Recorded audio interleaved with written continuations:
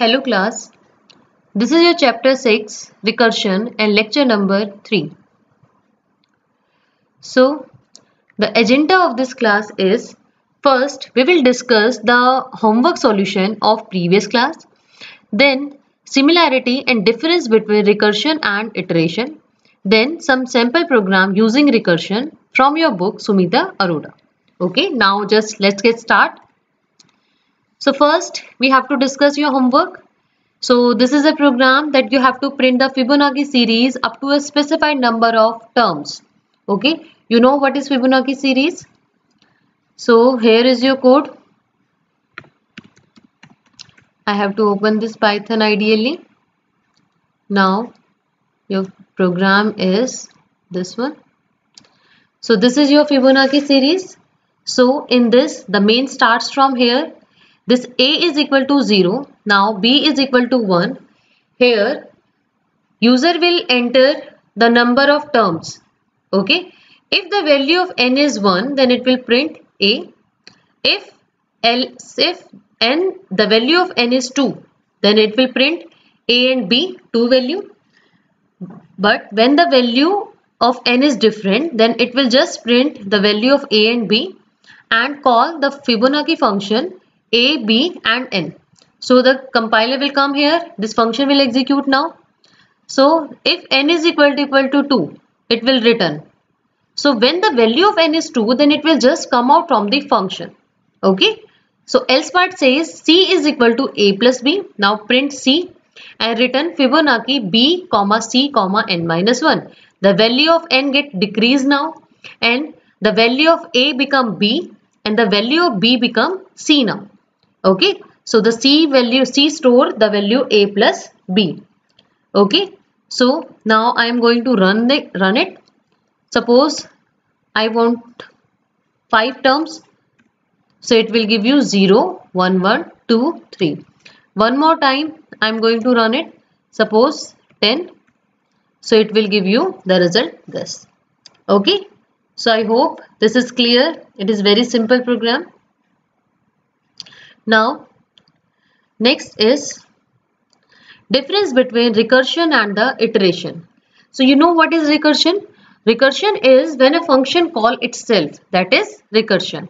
And iteration means when a loop repeat a statement again and again repeatedly, that is a iteration statement. And iteration, you know, we are using for loop and the while loop. So the first is a recursion, trims a solution and solve the problem mathematically. While iteration, that is a lengthy process which completely depends on the loop. So in loop we will use for loop and the while loop. Now selection of the recursion or iteration that depends on the nature of the program to be solved. Okay, that which method recursion and the iteration will choose.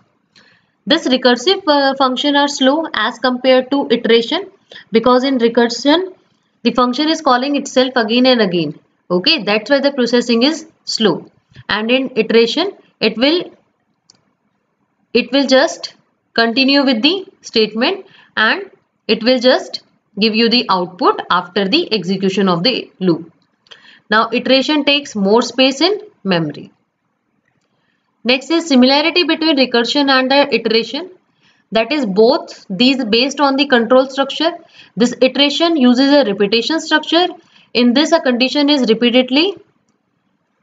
It will call the for loop and the while loop repeatedly until the condition become false. And this recursion that uses selection structure. In selection structure we use if and the else part. Now both iteration and the recursion involve the repetition. This iteration explicitly uses a repetition structure. Explicitly means for loop and the while loop. It will explicitly use this. And in recursion, when the base case will reach, then it will just come out of the loop. And iteration, when the condition become false, then it will just come out of the loop. And in recursion, when the base case will reach, then it will come out of the particular state condition. Okay. So this is your question 3 from the Sumita Arora book. The question says the hailstone sequence starting at a positive integer n is generated by the following two simple rules. The first rule says if n is even, the next number in the sequence is n by 2. Okay, if n is even, so the next number is n by 2. If n is odd, then the next number is 3 multiplied by n plus 1. So repeating this process, the hailstone sequence gets started. So you have to write a recursive function hailstone which prints the hailstone sequence beginning at n and stop when the sequence reaches the number 1. So it will stop when the value of n is 1. Since otherwise we would loop forever, so it will just continue the loop. It will, if it will not reach the value of n1. Okay, so I'm going to run this code. So here is your file. So this is your file. So it says this is your main. N is equal to int input enter value of n. You have to pass the value of n. Now print n hailstone n. So when the value of n is 1, so it will just come out of the function. If n mod 2 means the even part, then it will print n floor division 2 hailstone and floor division 2 for even part. And if it is odd, then it will print 3 multiplied by n plus 1 and then hailstone 3 multiplied by n plus 1. Okay, again it will call repeatedly. So I am going to run it. Suppose the value of n is 5. So it will give you 5, 16, 8, 4, 2, 1. Okay, how this will come? Just see this 5. This is an odd number. So this condition will true. 5 mod 2 equal to 1. So it will print 3 multiplied by n plus 1.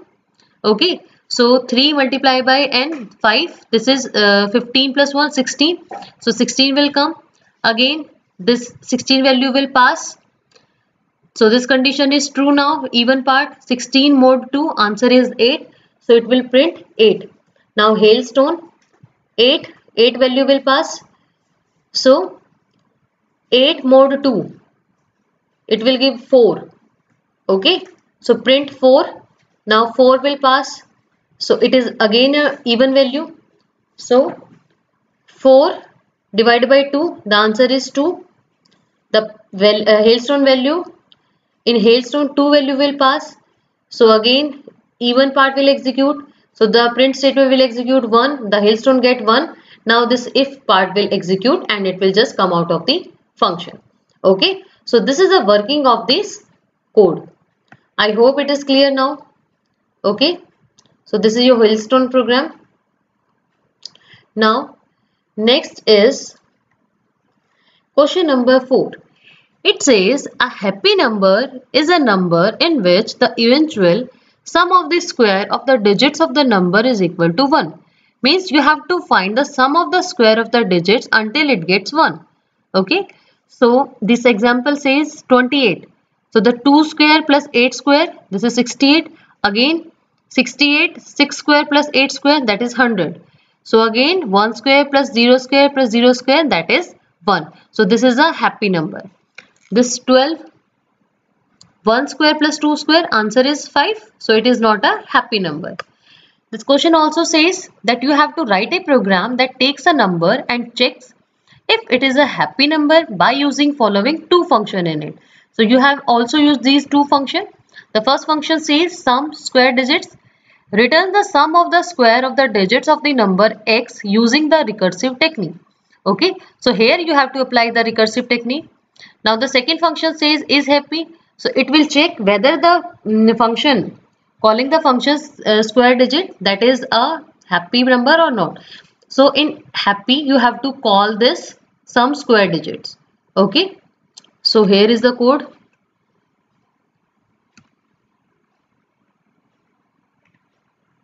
This one. Okay, so this is your code. What it says, so this is your main num.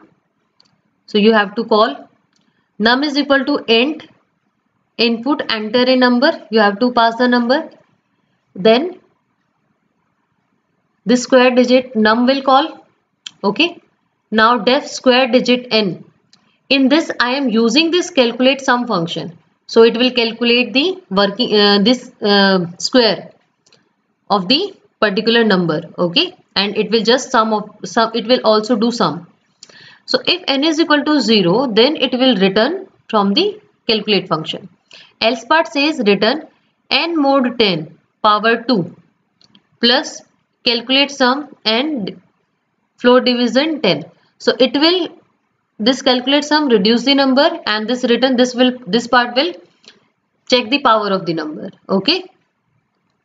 So this result will store in the variable x. So this length function will calculate the length of the x. If it is 1, then it will call the is happy function, and if it is not, then it will again call the square digits function. So this is happy will execute. If the value of x is 1, then it will print it is a happy number, and if it is not, then it is not a happy number. So I am going to run it. Suppose the number is 25. So it is not a happy number. Again, wait, function f5. This is enter a number, suppose 32. So this is also a happy number. Again, for example, 28. So this is also a happy number. Again, this is 12. So it is not a happy number. Okay. So this way you will run this program manually first. Okay. Then just try to implement it by using the Python. So this is your code of happy number. I hope this is clear now. So the next is your homework. In this you have to implement a function product to multiply two numbers recursively using plus and the minus operator only. It is very simple program. So this is your question number 2 from your book Sumita Arora. Okay, just try to implement this question. So thank you and have a nice day.